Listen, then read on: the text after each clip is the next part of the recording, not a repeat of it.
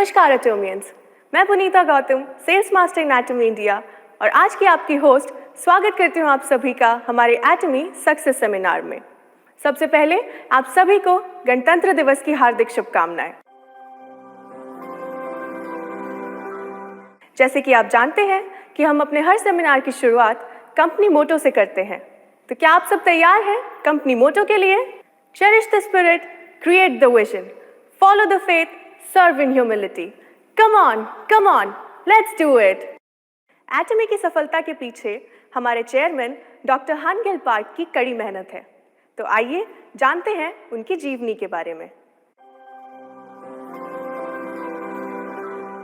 उन्होंने वुसांग यूनिवर्सिटी से business administration में पीएचडी की है। साथ ही साथ कोरिया डायरेक्ट सेलिंग एसोसिएशन के अध्यक्ष के रूप में भी कार्यरत हैं। वर्ष 2019 से वह कई प्रतिष्ठित पदों पर हैं और वर्तमान में WFDSA यानी world federation of direct selling association के CEO काउंसिल के सदस्य हैं। ड्रीमी हाई स्कूल के प्रेसिडेंट हैं और बड़े सम्मान और गर्व के साथ हम उनसे वर्ष 2009 से एटमी कॉरपोरेशन के अध्यक्ष के रूप में प्रेरणा ले रहे हैं। तो आइए अब हम देखते हैं हमारे चेयरमैन की एक मोटिवेशनल वीडियो। नमस्कार। यूएस में एटमी के सेमिनार अटेंड करने के बाद मुझ में काफी उम्मीदें आ गई हैं। ये इसलिए क्योंकि ज्यादा से ज्यादा लोकल अमेरिकन्स एटमी ज्वाइन कर रहे हैं। इससे पहले सिर्फ सेकंड जनरेशन कोरियंस इसके साथ जुड़ते थे, पर अब बहुत ज्यादा है और लोकल अमेरिकन्स बहुत जुड़ चुके हैं हमारे साथ। हमारे ओवरनाइट सेमिनार्स करे जाते हैं आधी रात तक, पर कई ऐसे लोग थे जिन्होंने आखिर तक पार्टिसिपेट किया। जिस तरह से मैंने उन्हें भाग लेते देखा परफॉर्मेंसेस में, मुझे सच में लगा कि वो हमारे एटमी कल्चर में घोल रहे हैं। मुझे महसूस हुआ कि एटमी सच में ग्लोबल बनती जा रही है। इस वक्त कोरिया में कोरियन कंपनियों के बीच हम लोग कमाई में नंबर 1 बन चुके हैं। ऐसा कह सकते हैं कि एटमी एक नेटवर्क मार्केटिंग कंपनी बन चुकी है जो कोरिया को रिप्रेजेंट करती है। मैं उम्मीद करता हूं कि एटमी कोरियन प्रोडक्ट्स को ले जा सकेगी पूरी दुनिया भर में। मैं ये भी उम्मीद करता हूं कि एटमी एक ग्लोबल डिस्ट्रीब्यूशन हब का रोल अदा कर पाएगी। मैं नेटवर्क मार्केटिंग के साथ जुड़ा सबसे पहली बार 1992 में ऑस्ट्रेलिया में। मेरे पास एक्चुअली बहुत एक्सपीरियंस है मैन्युफैक्चरिंग इंडस्ट्री में। मैंने नौकरी करी है 17 साल तक। मैं इंचार्ज था गाड़ियों के पुर्जे बनाने के प्लास्टिक इंजीनियरिंग से। असल में मैं एक बिजनेस ट्रिप पे था ऑस्ट्रेलिया में गाड़ियों के पुर्जे बेचने के लिए, जहां मेरे एक दोस्त ने नेटवर्क मार्केटिंग से मेरे को इंट्रोड्यूस करवाया। मुझे अनुभव हुआ कि कितना क्रांतिकारी हो सकता है ये मार्केट, और ऐसे मैं नेटवर्क मार्केटिंग में आया। जल्द ही मुझे एहसास हुआ कि मैं बहुत अमीर नहीं बन सकता सिर्फ मेरी तनख्वाह से। ये मेरे रिटायरमेंट के बाद की जिंदगी तैयार नहीं कर सकता था। तो मैंने अपनी नौकरी छोड़ी और एक नेटवर्क मार्केटिंग कॉन्ट्रैक्टर बन गया। एक नेटवर्क मार्केटिंग कॉन्ट्रैक्टर के रूप में काफी सफल था मैं। ऐसा माना जाता था कि एक नेटवर्क मार्केटिंग मॉडल एक इंटरनेट शॉपिंग मॉल के साथ मिलकर काफी बड़ा हो जाएगा। तो मैंने सोचा कि नेटवर्क मार्केटिंग के जिंदा रहने के लिए मुझे जरूरत थी इस नए बिजनेस की। मुझे किसी भी तरह की इन्वेस्टमेंट नहीं मिली किसी संस्था से, पर किसी तरह मुझे जितने पैसे चाहिए थे वो मैंने मैनेज कर लिए। मैंने जो बिजनेस शुरू किया वो था IamKorea.com। ये एक इंटरनेट शॉपिंग मॉल था जहां तकरीबन 50 नेटवर्क मार्केटिंग कंपनियां अपने प्रोडक्ट सेल करेगी इस प्लेटफॉर्म पर। तो जाहिर है कि एक कॉन्ट्रैक्टर की नौकरी मैंने छोड़ दी और इस नई कंपनी में मैं एक CEO बन गया। और जब मैं ये नया बिजनेस चला रहा था, एक बार फिर से बहुत सारे पिरामिड स्कीम्स चल रहे थे जो पूरी कोरिया में फैल चुके थे। वैसे पैसे निवेश करना प्रॉफिट्स पाने के लिए फाइनेंस के क्षेत्र के अंदर है, क्योंकि वो लोग इस्तेमाल कर रहे थे नेटवर्क मार्केटिंग टैक्टिक्स। लोगों को और फंड्स को इकट्ठा करके लोगों ने सोचा कि ये कंपनियां पूरी नेटवर्क मार्केटिंग को रिप्रेजेंट करती हैं। इसी वजह से पूरा का पूरा समाज नेटवर्क मार्केटिंग कंपनियों को एक बहुत बुरी नजर से देखने लगे। इसी वजह से जो पहली कंपनी मैंने शुरुआत करी चल नहीं पाई। नेटवर्क मार्केटिंग कंपनियों के बुरे प्रचार की वजह से मैं पूरी तरह से दिवालिया हो चुका था। मेरे पास कोई घर नहीं था और मेरी गाड़ी छीन ली गई थी मुझसे। मुझे रहना पड़ रहा था एक छोटे से अपार्टमेंट में। ऐसे कई हालात भी हुए हैं जहां कई सीईओ बहुत बीमार हो गए हैं जब उनका बिजनेस नहीं चल पाता है। मुझे भी लिवर सिरोसिस से डायग्नोस किया गया था और डायबिटिक्स। मेरी तबीयत बहुत खराब हो चुकी थी, तो मेरे एक डॉक्टर दोस्त ने कहा कि मुझे और काम नहीं करना चाहिए। मैंने उससे कहा कि मुझे अपने परिवार को संभालना है और उसने कहा, एक पिता भी जो पैसे नहीं कमाता, वो भी मरा हुआ नहीं जिंदा ज्यादा अच्छा लगता है। और मुझे याद है कि मेरे दोस्त ने मुझे ये कहा था, उसने कहा मेरे लिए जिंदा रहना ज्यादा जरूरी था। मेरे पास कोई चॉइस नहीं थी, तो मैंने अपने दोस्त की बात मान ली और मेरी हालत कुछ ऐसी हो चुकी थी कि मैं काम कर ही नहीं सकता था। जब मैं बीमार था, मैं सोचता था कि जब मैं ठीक हो जाऊंगा तब मैं क्या करूंगा, और फिर मुझे याद आया कि मैं एक नेटवर्क मार्केटिंग कॉन्ट्रैक्टर हो सकता हूँ अगर मेरी तबीयत ठीक हो जाए, चाहे थोड़ी सी हो। मुझे लगा कि मैं ये कर सकता हूँ। एक सीईओ बनना मेरे लिए एक बहुत बोझ वाली बात थी और स्ट्रेस इतना ज्यादा था कि मैं किसी तरह से बिजनेस मैनेज नहीं कर सकता था अपनी ऐसी तबीयत के साथ। मैंने सोचा कि अगर मुझे एक अच्छी कंपनी मिल जाए, मैं उस कंपनी में जा सकता हूँ और एक कॉन्ट्रैक्टर के तौर पर काम कर सकता हूँ। मैंने एक ऐसी कंपनी सोची जिसमें होगी जबरदस्त ट्रेनिंग। शायद मैं एकदम नीचे स्तर से शुरुआत कर सकता हूँ, क्योंकि जो लोग ऊंचे पदों पर हैं वो ज्यादा चीजों के लिए चिंता करेंगे। तो मैंने ढूंढना शुरू किया, देखने के लिए कि ऐसी कोई कंपनी है या नहीं जहां मैं शुरुआत कर सकता हूं निचले स्तर से। जब मैं इस तरह की कंपनी ढूंढ रहा था, मेरे पास 4 क्राइटेरिया थे जो मैंने इस्तेमाल किए थे उस कंपनी की क्षमता को मापने के लिए। मैं ढूंढने लगा ऐसी कंपनियां जहां मिलेगी मुझे ये चारों क्राइटेरिया जो मैंने सेट की थी। उस कंपनी को पूरे करने थे वो चारों क्राइटेरियाज। वो चारों क्राइटेरिया कुछ ऐसे थे। पहला, उसका सीईओ होना चाहिए एक्सपीरियंस्ड और सक्षम इस क्षेत्र के अंदर। एक और चीज जो मैंने देखी थी सीईओ की ईमानदारी। दूसरा था कंपनी के उत्पाद। उपभोक्ता उन उत्पादों को दूसरे बार खरीदते हों। इस चीज के होने के लिए उन उत्पादों को होना था उच्च क्वालिटी के, और उन्हें होना था किफायती। एक और शर्त थी कि इन्हें होना था रोजमर्रा की चीजें। ऐसा इसलिए क्योंकि लग्जरी प्रोडक्ट चाहे कितने अच्छे या सस्ते हो, कुछ लोग उन्हें नहीं खरीदेंगे। पर रोजमर्रा की चीजें हर दिन हर कोई इस्तेमाल करता है, हर कोई इन चीजों का इस्तेमाल करता है। तो अगर उत्पाद अच्छे हैं और सस्ते हैं, एक निर्धारित कमाई हमेशा होगी। इसी वजह से एक शर्त ये थी कि उन उत्पादों को उपभोक्ताओं को दूसरी बार खरीदना चाहिए। तीसरा था कंपनसेशन प्लान। कंपनसेशन प्लान होना चाहिए था आसान और लंबे वक्त के लिए। साथ ही इसमें एक संतुलन होना चाहिए था। उदाहरण के तौर पर सिर्फ ऊंचे रैंक वाले मेंबर्स बहुत ज्यादा कमाते हैं, या जिन लोगों को ज्यादा प्रमोशन नहीं मिलती उनको ज्यादा नहीं मिलता, वो बिल्कुल भी मेंबर्स को उत्साहित नहीं करेगा। इसीलिए ये जरूरी था कि नीचे स्तर के मेंबर्स और जिनको प्रमोशन मिलती है ऊंचे पदों पर, दोनों को उत्साह मिलेगा मेहनत करने के लिए। इसीलिए एक शर्त ये थी कि कंपनी के कंपनसेशन प्लान में एक अच्छा संतुलन होना चाहिए था। चौथी शर्त ये थी, कंपनी के पास होना चाहिए था एक सिस्टम जिससे सफल होने के लिए लोगों को ट्रेनिंग दी जाए। क्योंकि मैं खुद काफी अच्छे हालातों में नहीं था, मैं सक्षम नहीं था कि मैं दूसरों को लीड करूं। इसीलिए मैंने सोचा कि उस कंपनी के पास एक सिस्टम होना चाहिए था जो उनके मेंबर्स को सफल बनाएगा। और ये थे 4 क्राइटेरियाज जिसे मैं ढूंढ रहा था एक कंपनी में जिसे मैं ज्वाइन कर सकूं। मैं 3 साल तक ऐसी कंपनी ढूंढता रहा पर मुझे नहीं मिला। बहुत सारी नेटवर्क मार्केटिंग कंपनीज थी पूरी दुनिया भर में, और कुछ कोरिया में भी थी, पर मुझे एक भी कंपनी नहीं मिली जो इन चारों क्राइटेरियाज को पूरा कर सके। मैं सिर्फ ढूंढ रहा था एक ऐसी कंपनी जहां मैं जाकर कॉन्ट्रैक्टर के रूप में काम कर सकूं, पर मुझे ऐसी कंपनी मिली ही नहीं और इसीलिए मैंने एटमी शुरू करी। जब मैंने एटमी की शुरुआत करी, आपको क्या लगता है मेरे दिमाग में क्या था? मेरे दिमाग में ये 4 क्राइटेरिया थे जब मैं एटमी की शुरुआत कर रहा था। कुछ नेटवर्क मार्केटिंग कंपनियों में उनके सीईओज को नेटवर्क मार्केटिंग का कोई अनुभव ही नहीं है।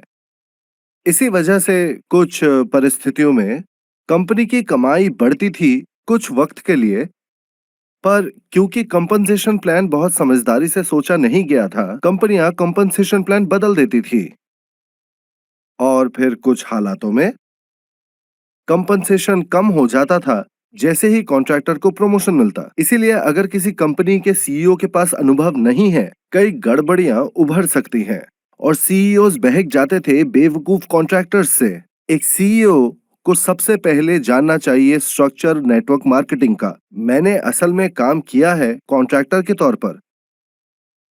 मैंने नीचे से शुरुआत करी है, ऊपर तक पहुंचा हूं। मैं पहला प्रेसिडेंट था कोरिया के नेटवर्क मार्केटिंग लीडर्स क्लब का। उस क्लब में 23 सफल लोग थे, पर मैं सबसे पहला प्रेसिडेंट था। तो मुझे एक नेटवर्क मार्केटिंग कॉन्ट्रैक्टर के बारे में सब कुछ पता है और मुझे ये भी पता है कि इस इंडस्ट्री के लीडर्स क्या करना चाहते हैं। मुझे पता है कि उनके दिमाग में क्या चलता है जब वो सफल हो जाते हैं, जब वो कुछ पैसे बनाने लगते हैं। पैसा उनका लक्ष्य नहीं रहता, अगला लक्ष्य होता है प्रसिद्धि। ऐसे हालातों में कुछ लोग अपना सब कुछ गवा बैठते हैं। इसीलिए मैं सावधानियां बरत रहा हूं, आप सबको ये बताकर कि आपको क्या नहीं करना चाहिए जब आप वहां पहुंचे। इसीलिए हमारी कंपनी का एक मोटो है सर्विंग ह्यूमिलिटी, जिसका मतलब है कि आप जितना ऊपर जाएंगे आपको उतना विनम्र होना चाहिए। इसीलिए मैंने सर्विंग ह्यूमिलिटी को एक अहम मुद्दे के तौर पर चुना हमारी कंपनी के मोटो के लिए। आपको पता है विनम्र कौन है? जो इस बिजनेस में नए हैं, उन्होंने शुरुआत की है, वो अभी ज्यादा पैसा नहीं बना रहे और उन्हें कुछ पता नहीं है। लोग जब लीडर बन जाते हैं तब गर्व से भर जाते हैं, तब वो अपने बारे में बहुत बड़ा सोचने लगते हैं, वो बन जाते हैं घमंडी। तब एक इंसान को विनम्र बनना चाहिए। खैर, सीईओ के पास नेटवर्क मार्केटिंग के बारे में पहले से अनुभव होना चाहिए। क्या आपको लगता है कि मैं पहले से सेंटर लीडर था या नहीं? मैं पहले एक सेंटर लीडर था और ये सच में बहुत मुश्किल था। इसीलिए मुझे पता है कि सेंटर में क्या चाहिए। मैं जानता हूं कि एक सेंटर को किस तरह की सहायता चाहिए। दरअसल मैं सेंटर लीडर्स को बहुत सारा सेंटर फीस देना चाहता हूं, पर अगर मैं ऐसा करता हूं तो बहुत सारी दिक्कतें आएंगी। आप जानना चाहते हैं किस तरह की दिक्कतें? एक सदस्य जिसके पास बहुत सारी ताकत है, वो लोभी होकर सेंटर लीडर्स के बारे में बहुत सारी बुरी बातें कहेगा। क्यों? क्योंकि वो बाहर निकलना चाहते हैं। लोगों को लगेगा कि उनको मुनाफा हो सकता है सेंटर फीस से, इसलिए लोग लगातार टूटते रहेंगे सेंटर से। जब लोग मिलते हैं तो एक सिनर्जी है, पर अगर मैंने ज्यादा दे दिया तो सेंटर विभाजित होता रहेगा और अपनी शक्ति गंवा देगा। कुछ हालातों में सेंटर का विभाजित हो जाना अच्छा है, पर अगर सेंटर फीस बहुत ज्यादा है, सेंटर के अंदर लीडर उन्हें जबरदस्ती छोड़ने नहीं देंगे, वो लोगों को नए सेंटर्स खोलने के लिए रोकेंगे। ये सब हो चुका है यूएस, जापान और कोरिया में भी। कुछ हालातों में उन्हें अलग होना होता है और एक नया सेंटर स्थापित करना पड़ता है, पर सेंटर लीडर शायद नए सेंटर को खुलने से रोकेगा। पर अगर मैं सिर्फ थोड़ा सा ही सेंटर फीस देता हूं, तो उस हालात में सेंटर लीडर्स के लिए मुश्किलें हो जाएंगी और वो ऐसे ऑपरेट नहीं कर पाएंगे, तो उससे दिक्कतें आएंगी। इसी वजह से बहुत बारीक रेखा खींचनी पड़ती है। ऐसी चीजें अगर आपके साथ नहीं हुई हैं, तो आप कभी समझ नहीं पाएंगे। ऐसी चीजें आपको किताबों में नहीं मिलती हैं, इसका आपको अनुभव करना पड़ता है और वो भी खुद से। और इसीलिए मैं ये कह रहा हूँ कि मेरे जैसे इंसान को सेंटर चलाने की दिक्कतों के बारे में पता है, क्योंकि मैं पहले से ही इन सब का अनुभव कर चुका हूं। सीईओ की क्षमताएं भी बहुत जरूरी होती हैं। आपको थोड़ी आईटी आनी चाहिए। आपको ये भी पता होना चाहिए कि एक संगठन को कैसे मैनेज किया जाना चाहिए। आम बिजनेस के साथ नेटवर्क मार्केटिंग की काफी सारी समानताएं हैं। आपको प्रॉफिट मार्जिन तोड़ने की जरूरत है और लोगों को मैनेज करना है। आपको टैक्सेस पे करने हैं और बैलेंस शीट्स के बारे में पता होना चाहिए। आपको पता होना चाहिए कि एक कैश फ्लो चार्ट कैसे बनाते हैं। आपको ये सब कुछ एक सेकंड में पढ़ना आना चाहिए। इसीलिए ये बहुत जरूरी है कि एक सीईओ के पास कंपनी मैनेज करने की क्षमता होनी चाहिए। कुछ लोग छोटे बिजनेसेस को अच्छे से मैनेज कर सकते हैं, पर अगर कंपनी अचानक से बड़ी हो जाती है, वो इंसान शायद ऐसी बड़ी कंपनी को मैनेज ना कर सके। वो सीईओ अपनी अयोग्यता की वजह से शायद कंपनी बर्बाद कर दे। ऐसे बहुत से केस हैं जहां सीईओ को पता भी नहीं है कि कंपनी से पैसे को कैसे अलग किया जाए। एक सीईओ को पैसों को पैसे के तौर पर सोचना नहीं चाहिए। उसे वो सिर्फ एक नंबर की तरह दिखना चाहिए। पैसे दिखने चाहिए नंबर्स की तरह जिन्हें उन्हें मैनेज करना है। इसीलिए स्टैटिस्टिक्स का इस्तेमाल करके उसे मैनेज करना चाहिए और उसके अंदर प्लानिंग की भी क्षमता होनी चाहिए, बिल्कुल सही तरीके से कंपनी की सफलता के लिए। एटमी का आईटी सिस्टम दरअसल बहुत जबरदस्त है। ये सच में बहुत अच्छा है।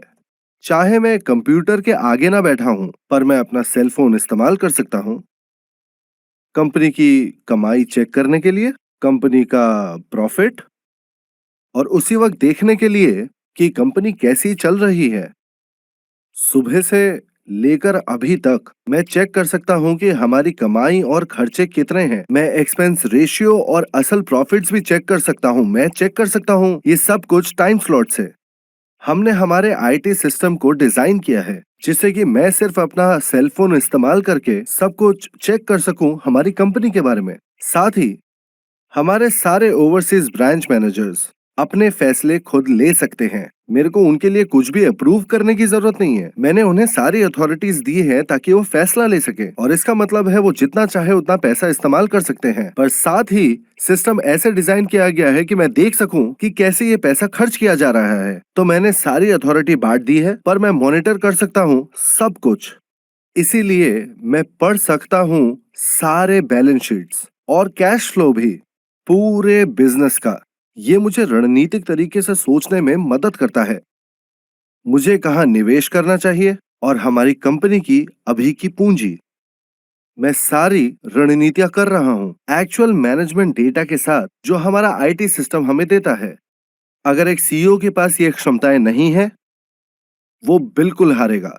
ये सब कुछ एकदम मूल चीजें हैं।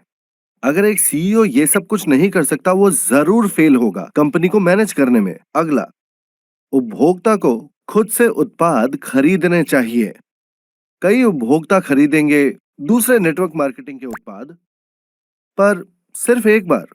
पहली बार के बाद उपभोक्ता को खुद से उत्पादों को खरीदना चाहिए। तो एक कॉन्ट्रैक्टर शायद उत्पाद बेच सके उपभोक्ताओं के पास जाकर या उन्हें कॉल करके, परंतु इनमें से कुछ उत्पाद इतने अच्छे नहीं है कि उनको एडवर्टाइज किया जाए, और अगर ऐसा हुआ तो कॉन्ट्रैक्टर्स के पास कुछ नहीं होगा बोलने के लिए। कॉन्ट्रैक्टर्स उन्हें एक बार इस्तेमाल करा सकते हैं, पर ज्यादा कुछ नहीं किया जा सकता अगर उपभोक्ता उसका इस्तेमाल करके संतुष्ट नहीं, चाहे आप सेल्स में कितने भी अच्छे क्यों ना हो।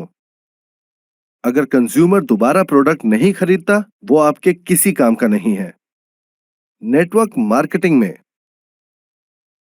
पहले लेवल के उपभोक्ता जिनको आप प्रोडक्ट्स के बारे में बताते हैं और जो दूसरे लेवल पे हैं, उन्हें खुद से प्रोडक्ट्स खरीदने चाहिए, और जो सबसे ऊपर है उन्हें अपने आप प्रोडक्ट्स खरीदते रहना चाहिए। पर मान लीजिए कि जो उपभोक्ता सबसे ऊपर है वो अपने प्रोडक्ट्स नहीं खरीदते हैं, यहाँ वाले प्रोडक्ट्स खरीदते हैं पर ये वाले नहीं।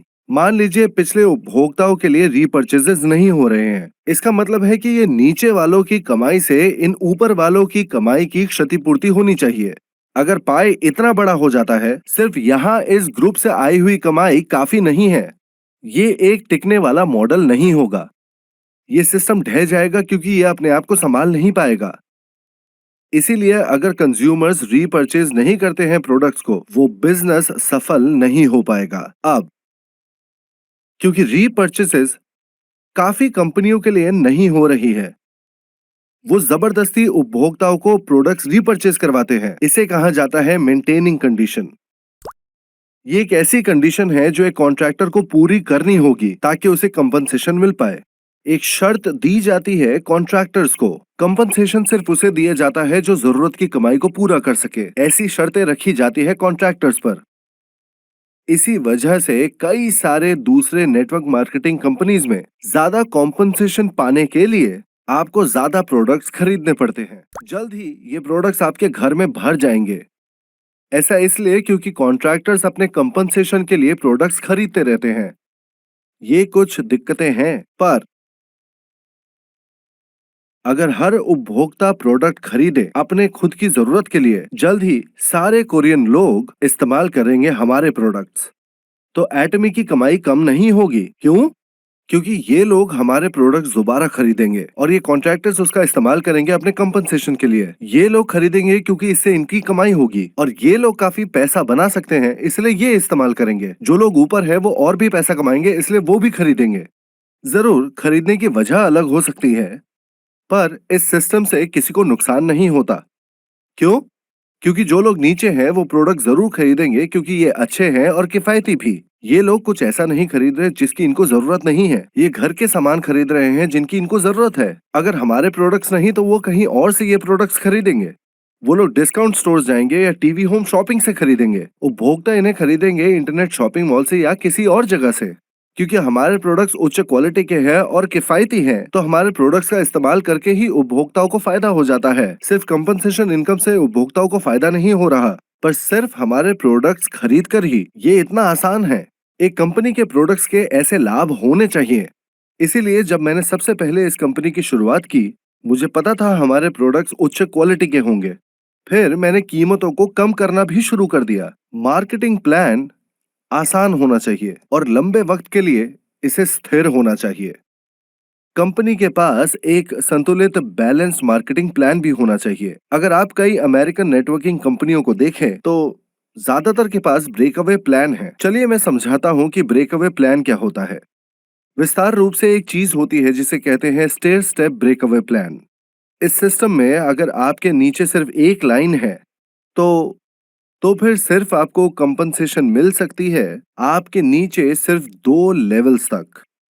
ये मूल आधार है इस सिस्टम का। उदाहरण के लिए, अगर आपके पास 2 लाइनें हैं, आपको सिर्फ कंपनसेशन मिल सकता है नीचे 3 लेवल तक, सिर्फ यहां तक। तब जब आपके पास सिर्फ 2 लाइनें हैं, अगर आपके पास है 3 लाइनें हैं तो आपको अपने नीचे 4 लेवल तक कंपनसेशन मिल सकता है।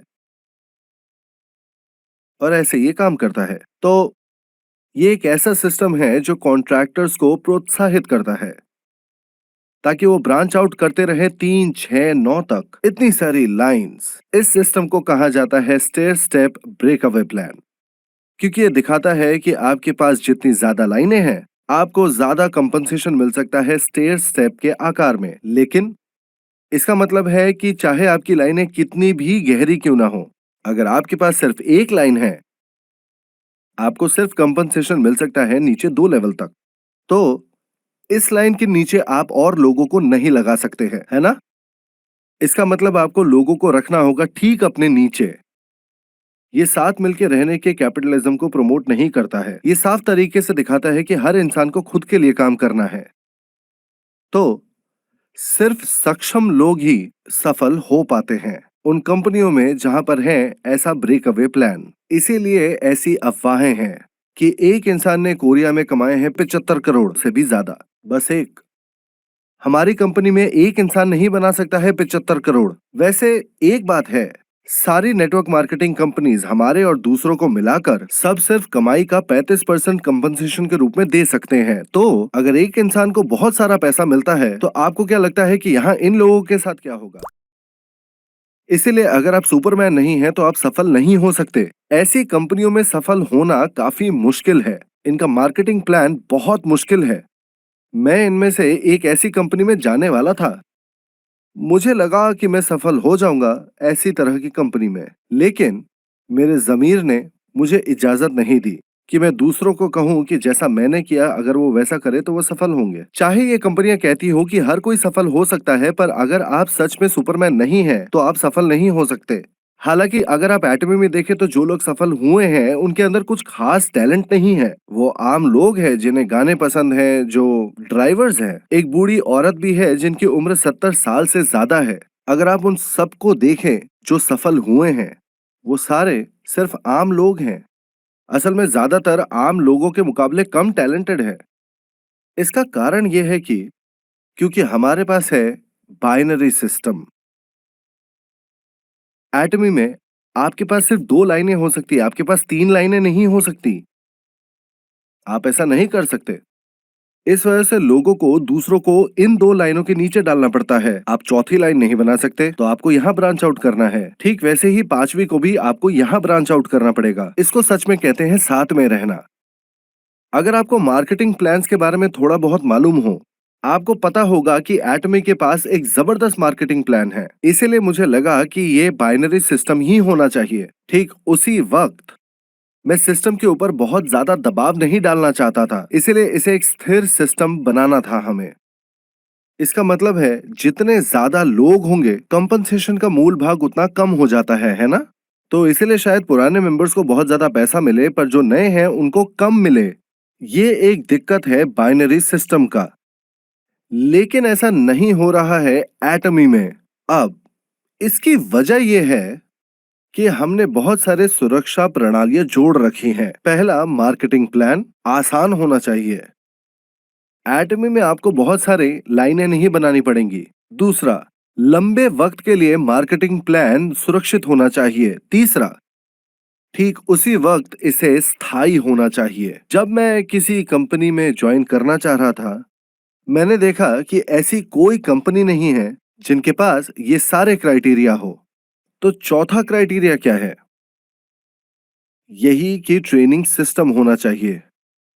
अगर ये ट्रेनिंग सिस्टम नहीं है, तो फिर कॉन्ट्रैक्टर्स को सब कुछ खुद ही करना पड़ेगा। लेकिन एटमी में हम सब कुछ बताते हैं मेंबर्स के लिए हर हफ्ते। आपको सिर्फ ये करना है कि दूसरों को बुलाना है सक्सेस एकेडमी में, और इन लेक्चर्स से आपको हर बात पता चल जाती है। हम आपको सिखाते हैं कि आपको क्या करना चाहिए सफल होने के लिए। इसीलिए मैं आपसे कह रहा हूं कि लोगों को खुद से प्रभावित करने की कोशिश ना करें। बस उनसे कहिए कि सक्सेस एकेडमी में मेरे साथ चलो। आपको बस इतना ही करना है। जल्द ही एक ही जगह में हम अपने सारे सदस्यों से मिल नहीं पाएंगे। जब ऐसा वक्त आएगा, हम इस्तेमाल करेंगे हमारी आईटी योग्यताएं, और लोग लॉग इन कर पाएंगे अपने स्मार्टफोन से। लोग लेक्चर्स को देख सकेंगे वेबसाइट से। एटमी ने ऐसा सिस्टम तैयार किया है जिससे मेंबर्स सीख सकते हैं। दूसरों को हमारा मार्केटिंग प्लान समझाना काफी जटिल हो सकता है। मैं आपको कह रहा हूं कि खुद से इसे समझाने की कोशिश ना करें। आपको मार्केटिंग प्लान समझने की जरूरत नहीं है। एजुकेशनल वीडियो आपको सब समझा देगी। एटमी के मार्केटिंग प्लान को मिलाकर सारे स्पष्टीकरण इस एजुकेशनल वीडियो के जरिए 19 मिनट में किया जाएगा। अगर आपको ये मार्केटिंग प्लान सीखना है, आपको तकरीबन 6 महीने लग जाएंगे। कुछ को 6 साल लगते हैं, कुछ को 6 महीने लगते हैं अगर आप स्मार्ट हैं। ये हर चीज को धीमा कर देगा। इसीलिए अगर आप इस वीडियो को सिर्फ सुने, आप सब कुछ सीख सकते हैं सिर्फ 19 मिनट में। आपको दूसरों को समझाने के लिए सब कुछ सीखने की जरूरत नहीं है। सिर्फ लोगों को बता दीजिए ये इन्फॉर्मेशन कहाँ है। जैसा कि मैंने कहा है, ये नो वेयर एज है। आपको सिर्फ उन्हें अपना बिजनेस कार्ड देना है, जिसमें कोरिया के लिए होगा atomy.kr या USA atomy.com US के लिए। और फिर आपको बस कहना है कि इस वेबसाइट में जाइए, और अगर आप उन्हें अपना यूजर आईडी और पासवर्ड दे दे, तो सामने वाला इंसान वेबसाइट इस्तेमाल करके रजिस्टर कर सकता है। फिर वो हमारे प्रोडक्ट्स खरीद सकते हैं। इसलिए मैं आपसे कह रहा हूँ, ये बिजनेस सबसे जबरदस्त बिजनेस है। इस वजह से एटमी एक बिजनेस है जहां आप पैसा कमा सकते हैं दूसरे लोगों को बताकर कहां पर जरूरी जानकारियां है। जरूरी सवाल यह है कि क्या एक कंपनी के पास है ऐसा सिस्टम। अगर नहीं, तो आपको सब कुछ खुद सीखना पड़ेगा और दूसरों को समझाना पड़ेगा। पर आप जानकारी आगे देते हैं, पर सामने वाला नहीं करता ऐसा, जानकारी का आदान प्रदान वहीं रुक जाएगा। इसीलिए ऐसा सिस्टम होना इतना जरूरी है। उन लोगों के लिए जो हमारा मार्केटिंग प्लान समझा नहीं सकते हैं, उन्हें सबसे ज्यादा ऐसी कंपनी चाहिए, ऐसी सिस्टम के साथ। आखिरी बात यह है कि आपको चाहे ज्यादा पता हो या नहीं, आपको बस उन्हें हमारा वीडियो दिखाना है। इस चीज की वजह से अब जानकारी को बांटा जा सकता है एक अद्वितीय तेजी के साथ। जानकारी बांटी जा सकती है 10 से 100, 100 से 1000 और 1000 से 10,000 लोगों तक। अगर आप 6 महीने लगा देंगे मार्केटिंग प्लान सीखने में और फिर उसे लोगों को बताएंगे और फिर सामने वाले को 6 महीने देंगे ताकि वो किसी और को बताए, इसमें बहुत देरी हो जाएगी। जब मैं कहता हूँ कि एटमी हो सकती है आने वाले भविष्य में नंबर 1 कंपनी इस दुनिया में, ये सिर्फ ऐसी ही खाली बातें नहीं है। कोरिया की एडवांस्ड IT टेक्नोलॉजी की वजह से हम दूसरे कंपनियों को हराने के लिए इस टेक्नोलॉजी का इस्तेमाल करेंगे जिसका 50 साल का इतिहास है, और वो भी सिर्फ 10 या 15 साल के अंदर। मैं उम्मीद करता हूं कि यहाँ सारे लोग बना सकेंगे 14 लाख से 37 लाख रुपए हर महीने, जब वो वक्त आएगा, ठीक हमारे लीडर्स की तरह। यहाँ हमारे पास कुछ नहीं था जब हमने शुरुआत की थी, पर हम इतने दूर आ सके हैं। हम अब कोरियन नेटवर्क मार्केटिंग कंपनीज में नंबर 1 है, और मैं यकीन करता हूं कि आप सोच सकते हैं कि हम और कितने बड़े होने वाले हैं आने वाले 5 सालों में। अगली बार मैं आपको समझाऊंगा कि किस तरह से एटमी एक सीढ़ी का काम कर सकती है आपको सामाजिक सीढ़ी में ऊपर चढ़ने के लिए। ये मेरे पहले लेक्चर का अंत है। बहुत बहुत धन्यवाद। और ये थी हमारे चेयरमैन के द्वारा एक और शानदार वीडियो। जैसे इस वीडियो से मुझे प्रेरणा मिली है, आशा है कि आप सबको भी प्रेरणा मिली होगी। और अब हम इनवाइट करेंगे हमारे